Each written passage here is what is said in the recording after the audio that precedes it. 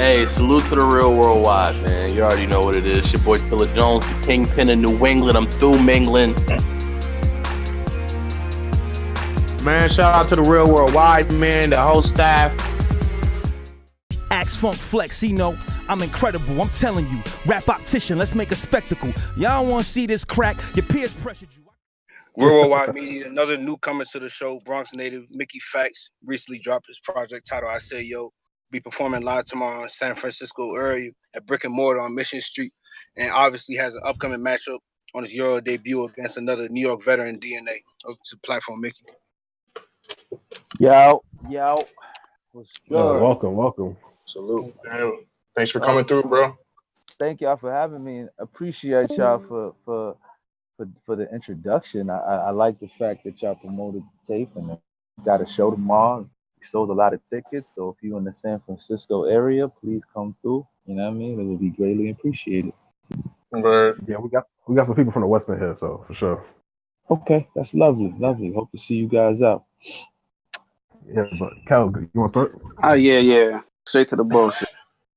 Straight off the bullshit. Yeah. I was one of those people, and I do keep the same energy. Everybody knows that, but like me not even being a fan of DNA, like me being a fan of battle rap, like hearing you talk is like what you did in battle rap does not back up the way you be talking. I just want to know, like, why is that? Like, okay, so I think that's warranted for people to feel that way. And I listened before we even start. Like I listened to the show, and today's my day off in Portland, so I'm in Portland. I listened to the show, and I respect everybody's opinion. I have no like rebuttal for people choosing DNA, because I feel like because you guys have seen DNA so much, like it's impulse to go with DNA, and I respect it. Like I actually got a DM from John. He was like, "Yo, I got DNA 2-1," and he was like, "The reason why I got DNA 2-1 and the reason why so many people got DNA 2-1 is because we've seen him so much, and when he's supposed to lose, he wins." And, that's very true. And I respect it. Like you will never hear me like arguing with somebody about a prediction because a prediction is unbiased. You're going off of what you've seen in the past.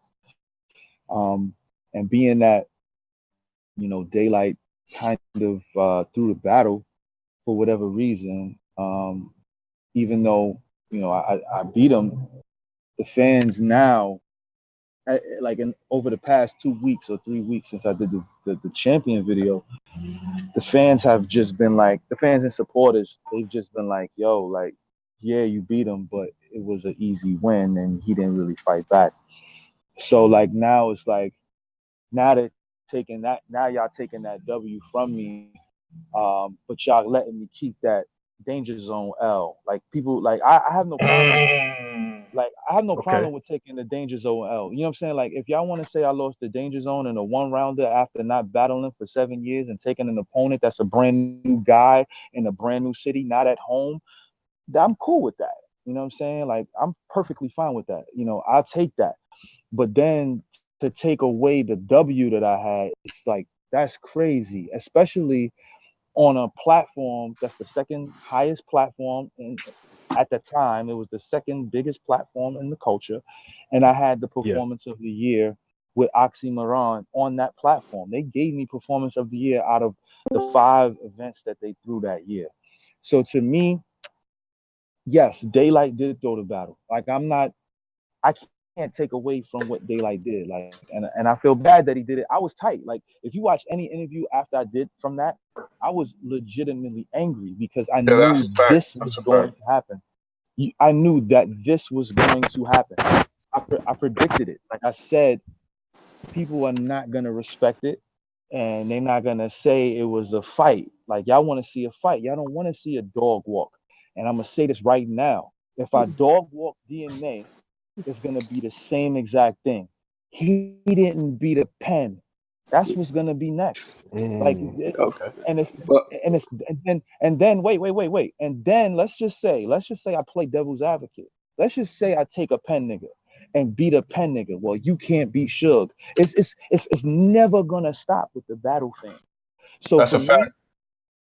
so for me, like all of the energy that people are giving to me, it's never ending. I accept it, but I know what to expect after this is done with. I already know, like if I 3-0 him or even if I lose, like it's just gonna be like, you rapped good, but you ain't beat him and you can't beat a pen nigga. Like, you know what I'm saying? Like that's what the game is about. That's what it is. That's what we are in the culture right now. And I take all criticism to the chin. You know what I mean? I think honestly, I'm not one of those fans that's like with the whole performance thing. I do give niggas credit for their W's. Like if a nigga win the battle, they won the battle. You feel me? Like, but I think when you get on Champion and the way that you talk and this, that, and the third, I don't think you haven't stepped in there with a killer. Even Danger Zone, when you lost the Danger Zone, like Danger Zone's not a killer. Like DNA has been around here since like 2008, and he's been shown to step in that ring and win battles. Like, and I don't think you haven't stepped in there with a killer yet for you to be talking the way you talk. Like, that's Well, how this is battle. No, this is battle rap. So if I went on Champion and was humble, everybody would be like, get out of here. Nah, that's true. That's true. This nigga's whack. This nigga's talking crazy. DNA gonna watch this nigga. Man, get out of here. This is the culture of battle. Like, I've been doing this for years. Like, when niggas would call niggas up on the phone, yo, my man talking crazy on the block, come through. Like, we would come through and smoke niggas. Like, that's what we did. So, like, for me to talk crazy on Champion, that's a part of the culture. I'm supposed to talk crazy. Let me talk crazy. If y'all don't agree with the craziness that I'm talking, that's fine. Like, if you got DNA winning off of what he said, I'm good with that. But to say like, okay, you ain't really show us nothing. Like, you ain't really show us nothing. So for you to talk crazy is unwarranted. It's a double-edged sword. Because if I go up there humble, y'all gonna be like, this nigga don't really want to do the battle. We don't care about the battle. I'm on the phone with y'all because I talk crazy on Champion. Like, that's a fact. True. That's true. And That's true. And with that being said, right? Yeah, my bad. With that being said, right? Like, I will give you that. Like, y'all blogs on Champion literally made this match to see. It's got to be seen. With that, like, with me saying that, like, are you gonna approach it different? Like, are you gonna write like a little more aggressively? Because I think you dog walk Daylyt. Like, that's a fact. But it's like you was really intricate with your pen. Are you gonna try to? I don't want to say dumb it down, but just like streamline it for that kind of crowd, even though you're gonna be in a smack room? I mean, I feel like whatever happens. I don't want to give too much away. I feel like if you follow, like, I know I've said this online. Idol fans are not fans of Mickey Factz. So everything that you guys are, every expectation that you have of Mickey Factz is like very low, because you guys don't know what to expect from Mickey Factz. But if you are a Mickey Factz fan, you know what's about to happen. If you have all my tapes, you follow my career, all the people I've ghostwritten for, all the people that, you know what I'm saying, I've done tracks with, you know what's about to happen. Like you know exactly what's about to happen. All the concept projects, or like all the different styles of writing that I've done, you know exactly what's about to happen. And if you don't, then that's fine too. Like, you know what I'm saying? Like, I get it. I understand why battle rap fans are very protective of their sport, like, because it is a sport that most guys in the industry don't like to get into because they are afraid of that type of shit. I'm not afraid of that type of shit. Like, I smoke niggas daily. Like, when I be at shows, niggas be wanting to rhyme, and I cook niggas daily. Like, I cook niggas. Like, that's what I do. So for me, this battle, like, let's be clear. He's been calling me out for 7 years. Let's be very clear. I've never called DNA out publicly. I only called 2 people out, Big T and Danger Zone. And I called Danger Zone out on a Facebook group. I called Big T out on Battle Rap Arena The battle didn't go down because South by Southwest, which is a festival that's free for fans to come, so URL did not have a budget. That's why URL has not done a South by Southwest event. So everybody out, the two people I called out, both accepted the battles. I've gotten called out 8 times from 8 different opponents, and I've only accepted two of those battles. One was Daylyt, and this next one is DNA. So I want everybody to be clear about this. I've never called out officially DNA until I went on Champion. That was my very first time accepting the DNA battle. So I want that to be very clear. Now keep it. Now keep. Hold on. Oh, hold on, Brad. Hold on, Brad. Now keep it real, son. How many rounds do you have for DNA already in the tuck? Okay, so I'm gonna be honest. I was called for DNA in 2013 after the Danger Zone battle. I was supposed to battle DNA at the sneaker event that they did against me battle B Magic. Beasley called me and said, "Do you want to battle DNA?" I said, "Yes, I will take DNA. Let's do the battle." Beasley said they didn't have the budget in time to pay me, so that's why he battled B Magic. So I did have rhymes stowed away for DNA, but those rhymes are now outdated, and people have said the bars that I said in that battle that I had wrote a year or 2 years ago. Like, no jokes, no lies. And so I had to scrap that material. I had a quick question, Mickey, before we go forward. Is it all right if you could kind of explain your point of view or your side of what happened with the DNA and Young Ale situation, or is that you want to kind of save for the battle? Well, I definitely want to save that for the battle. Averb, if you guys go on Averb's Twitter, he confirms that I had nothing to do with that.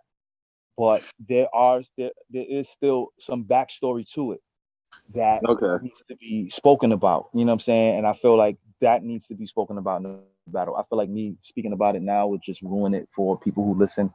And we should save that for the upcoming battle.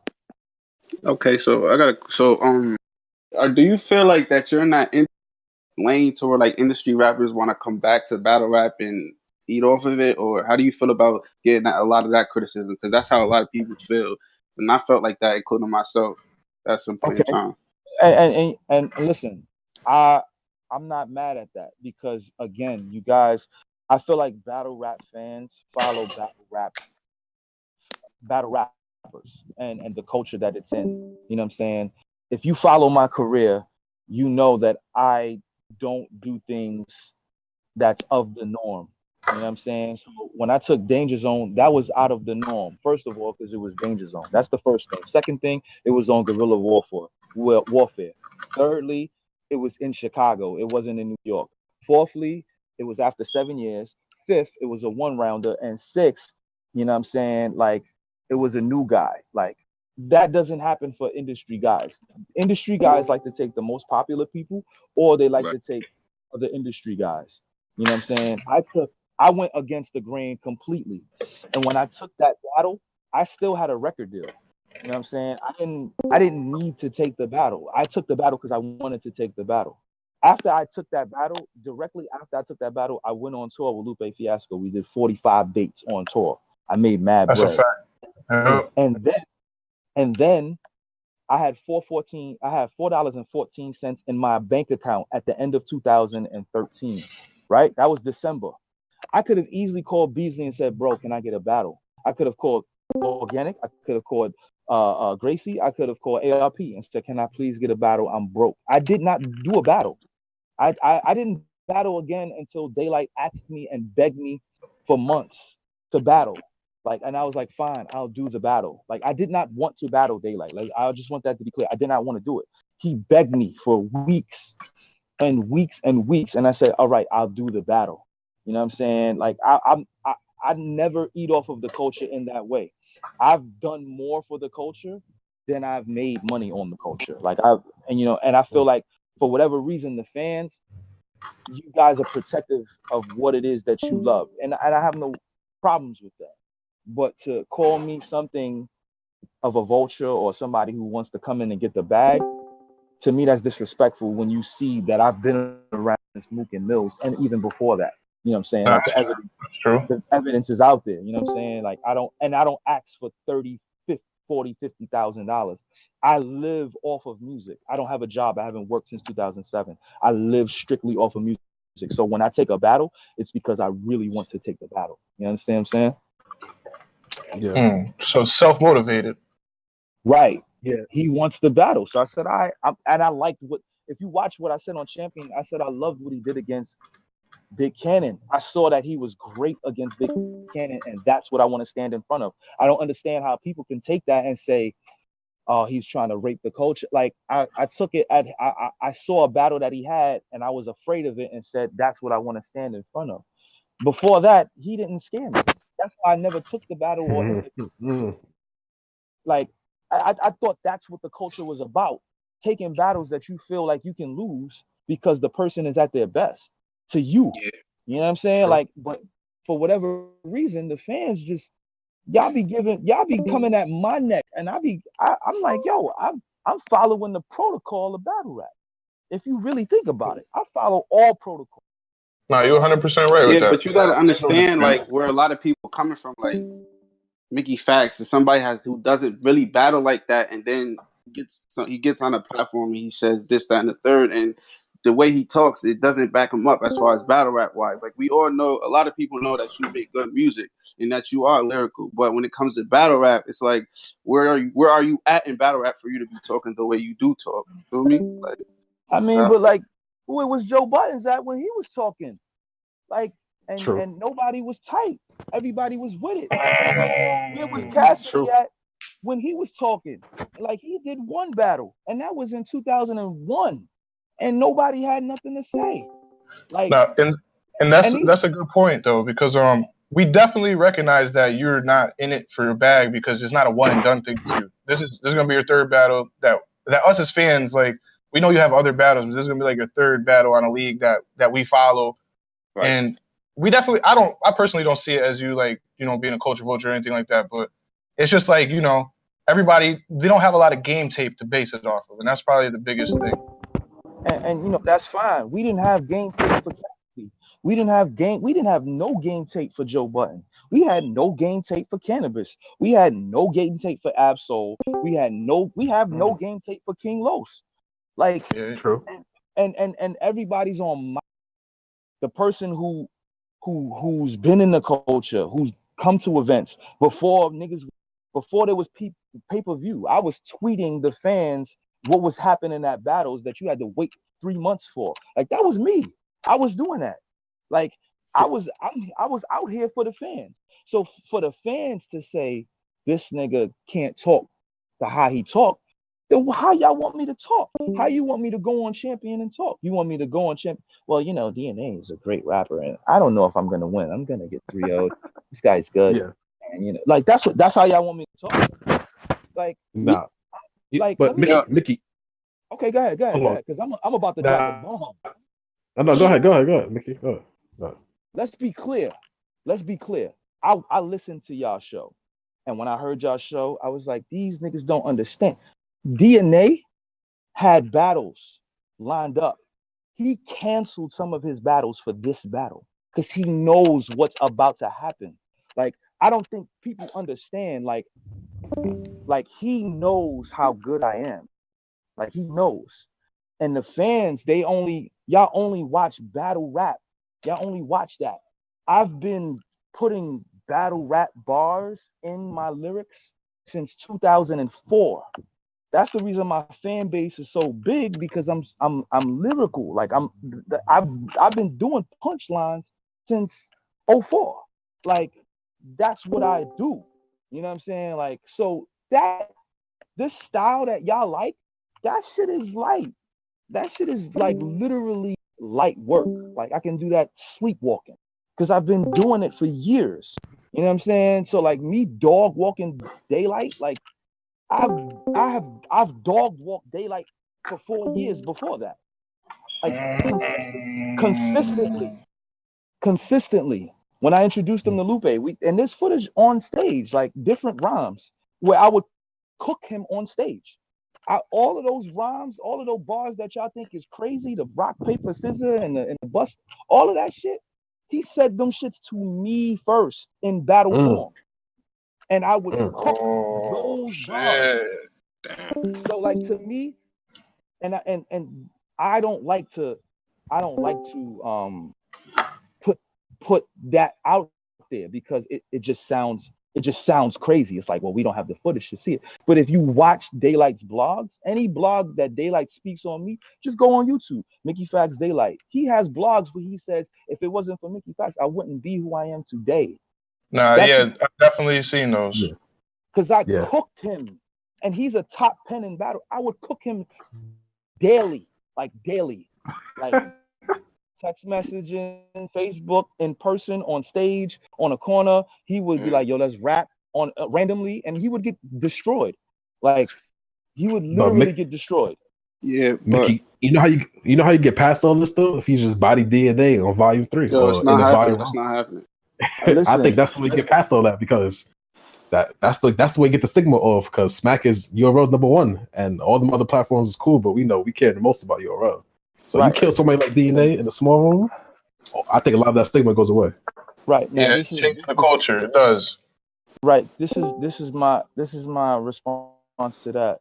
First of all, I'm going into the battle with the thoughts to try to 3. That's how every battler should come into the battle, try to 3-0 somebody. But I would be a fool to say that I would 3-0 DNA. You know what I'm saying? He is somebody who is always prepared. He's very energetic, and he rebuttals extremely well. You know what I'm saying? And so I would be a fool to say, yo, I'm gonna go in there and I'm gonna 3-0 him. No, I'm going in there with the mindset to 3-0 him. But I'm hoping that, I come out with the W, you know what I'm saying? Or at least be a classic battle that is debated for years and years and years. But let's not act like DNA hasn't been 3-0 before by people that if you look at his career, like, he's been 3-0 a couple times. And like, for me, like, it's like, all right, I could understand somebody going with him against me. It's that. But like, yo, this nigga, he can't talk like this, and he hasn't done much, and blah, blah, blah, blah, blah. It's like, all right, so then just wait and see. Put your money up. Put your money where your mouth is. I'm from the Bronx in Harlem. We bet money. Like, we don't play that. We don't play that, yo, your man gonna win, without putting some money up. Like, that's how I am. These niggas scared to bet on you, son. I'll bet on it. Wait. I'm thinking about it, because I'm the only, one of the few people in here that had you winning the battle. Everybody else had, you DNA cleaning you up kind of badly too. As they should. But you got to look at, okay, I study the culture. Like, I can tell you guys bars from rounds from, like, that's how deep my memory goes. So I know who 3-0 DNA, and I know what rounds he's lost and what battles he's been in. Like, I know everything, how to beat him. Like, that, it's not difficult. I think you guys are thinking that this is chemistry. This is not chemistry. This is literally going to be one of the easiest battles that I'm going to have, because I know how to beat him. Like, I literally know how to beat him. It's the easiest shit. And I know what everybody is thinking. Everybody's like, oh, he's going to talk about this. He's going to talk about that. I watch everything. I read every comment. I listen to every interview. I watch every battle that he's been in. I've seen every comment that people say that he's going to do. Mickey's going to do this and Mickey's going to do that. That just lets me, y'all don't know who Mickey Factz is. That's all that lets me know. I'm in tune. Why you think I'm on the phone call that I had to go into an app called Discord to talk to y'all? I guarantee DNA ain't downloading Discord to talk to y'all. He ain't gonna do that. That's a fact, and it's much appreciated, man. It's definitely appreciated.